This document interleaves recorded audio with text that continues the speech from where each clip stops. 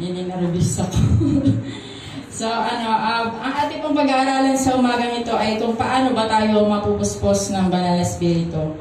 So, alam ko po na pasadahan na po ito ni Pastor Dinoon ng mga nakaraang series niya na nais po ng banal na espiritu na ating Panginoon na muli natin pag-aralan ito.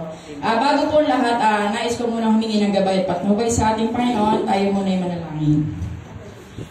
Yes, O Lord God, Panginoon, Banal na Espiritu, tulungan niyo po ang bawat isa sa amin at na ma-share ang bawat mga salita ninyo, Panginoon. Nawa ang mga pawang katotohanan lamang na nabubuhat sa inyong banal na salita ang aming maibahagi, Panginoon. Gabay at patnubay niyo, Banal na Espiritu, ang aming hinihiling sa bawat tatayo rito. Ito lamang po ang aming pagsamod dalangin sa pangalan niyo, Panginoon Jesus. Amen. So yun nga po, ang ating pag-aaralan ngayon kung paano ba tayo mapupuspos ng banal na espiritu. Meron po tayong 5 inihanda na paraan upang tayo mapuspos ng banal na espiritu. So una po, para po mapuspos tayo ng banal na espiritu, kailangan po natin tanggapin sa ating buhay ang ating Panginoong Hesus na tagapagligtas.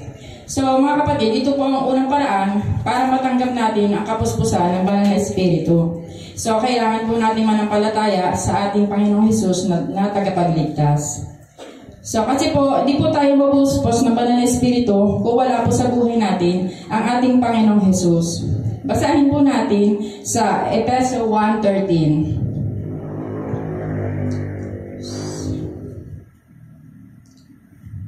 Nasasabi po rito, sa pamamagitan ni Kristo, kayo rin na nakahalinig sa salita ng katotohanan ng magandang balita na nagdudulot ng kaligtasan at sumampalataya sa Kanya, ay pinagkalooban ng pinangakong Espiritu bilang tatak ng pagkahirang sa inyo.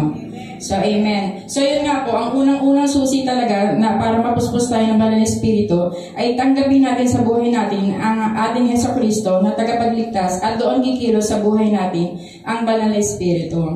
So, ang pangalawa po, para po mapuspos ang banal na espiritu ay kailangan po nating manalangin. So, syempre po, napahalaga ng panalangin para tayo ay mapuspos ng banal na espiritu. Kailangan po natin makipag-communicate sa ating Panginoong Jesucristo at bilang Kristiyano, ugaliin natin ang palaging manalangin para tayo mapuspos ng espiritu. Ito rin ang ginawa ng mga unang alagad ng ating Panginoong Jesus noong sa New Testament. So, basahin po natin sa Gawa 4:31. Nasasabit dito, pagkatapos nilang manalangin, nayanig ang kanilang pinagtitipunan. Silang lahat ay napuspos ng Espiritu Santo at buong tapang na nangaral ng salita ng Diyos. So yun nga, makikita po natin sa ating binasa na pagkatapos nilang manalangin, ay napuspos sila ng banal na Espiritu at nagkaroon sila ng tapang na magbahagi ng salita ng Diyos. So, ganun din ang pwede natin gawin at ganun din ang pwedeng gawin sa atin ng banal na espiritu. Kung tayo nangihina man o kung tayo naduduwag, ay bigla tayong lalakas at magkakaroon ng kapangyarihan mula sa banal na espiritu kung tayo mananalangin. So, amen.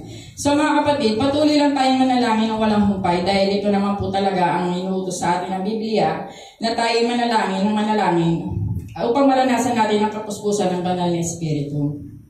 So sa pangatlo po, humingi po tayo ng tawad sa ating Panginoong Hesus. So bakit po natin kailangan laging humingi ng tawad sa Diyos?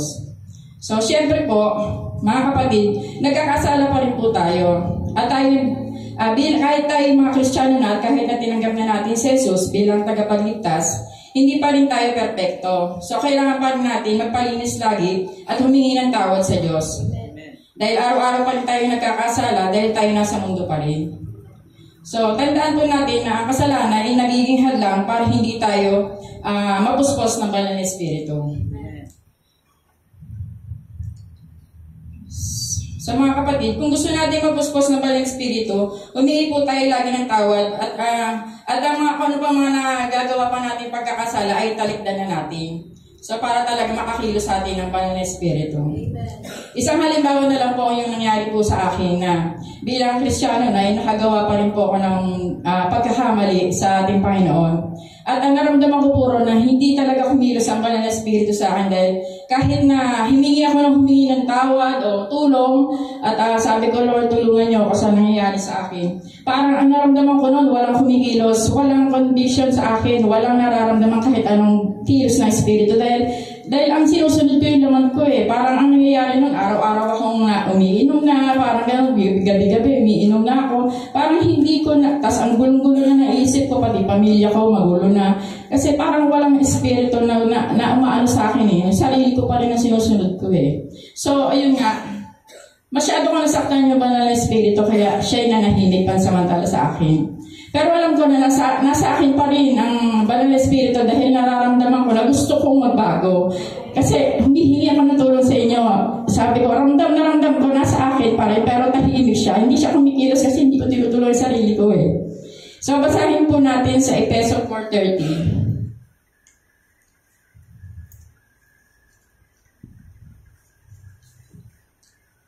Nasasabi dito, at huwag ninyong saktan ang kalooban ng Espiritu Santo, sapagkat siya ang tatak ng Diyos sa inyo, at ang katibayan ng inyong tutubusin pagdating ng takdang araw. So, amen. At pasalamat ko sa Diyos at hindi niya ako pinabayaan na magpatuloy sa aking ginagawa. So, nakita niya na gumawa na ako ng hakbang na ako'y para makapagbago. Kaya unti-unti ko naramdaman ng banal na Espiritu sa buhay ko na kumikilos muli. At pati nga ako sa sarili ko na nagtataka rin dahil yun sa pag-inom ko, kahit sino na yumaya sa akin, hindi ko na talaga sila pinagbibigyan. So, ramdam ko sa sarili ko na tinutulungan ako ng banal na Espiritu kasi sumusunod na ako. Hindi katulad noon na sinusunod ko yung sarili ko. Hindi ako nahingi ng tulong pero yung sarili ko rin sinusunod ko. So ngayon, nagkaroon ako ng yung sakripisyo sa sarili ko na tiisin lahat ng gawa ng mga laman, lahat ng tawag ng mga tukso sa akin, tinitiis ko. Kahit gustong gawin ko, tinitiis ko na. Hindi ko na siya ginagawa. Hindi katulad ng dati na kapag naramdaman ko, ginagawa ko eh. Kasi kaya kahit anong hingi ko ng tulong, walang nangyayari kasi ginagawa ko pa rin eh. Kumbaga, ang tigas na ulo ko noon. Pero ngayon, naramdaman ko dahil ako mismo nakakaalam na sumusunod na ako, nagsisikap ako na makasunod.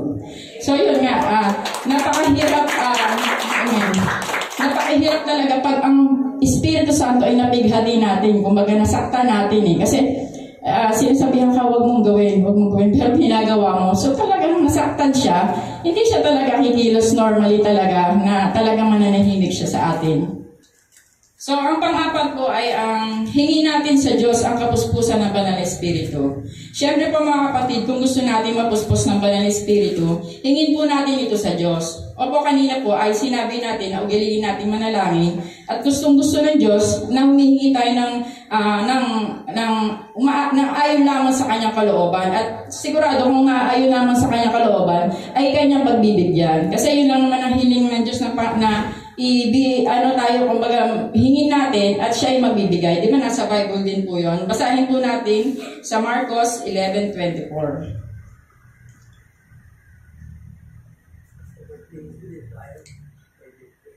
Sinasabi po dito, kaya sinasabi ko sa inyo, ano man ang hingin ninyo sa inyong panalangin, maniwala kayong natanggap na ninyo iyon at matatanggap ninyo iyon. So, amen. So mga kapatid, kung hihingin natin sa ating Panginoon ang kapuspusan ng Banal na Espiritu at tayo mananampalataya sa Kanya, ay ibibigay niya tiyak sa atin dahil tayo humingi sa Kanya. At ang panlima po ay mamuhay tayo ayon sa Espiritu. So yun nga po, kung gusto natin mapuspos tayo ng Banal na Espiritu, mamuhay lamang tayo ayon sa leading ng Banal na Espiritu upang manahan siya sa atin. Sabi nga po sa Galatia 5:16, sinasabi ko sa inyo, mamuhay kayo ayon sa Espiritu at hindi ninyo bibigyan ng pagnanasa ng laman. So, yun nga po. Sabi nga po, kung tayo gusto natin mapuspos ng Banal na Espiritu, ano man ang tawag ng laman, ay huwag natin pagbibigyan upang ang Espiritu Santo ay manahan sa ating buhay. So, ito lamang po ang maikling mensahe ng ating Panginoon sa umagang ito. Nawa marami po tayong natutunan. To God be all the glory.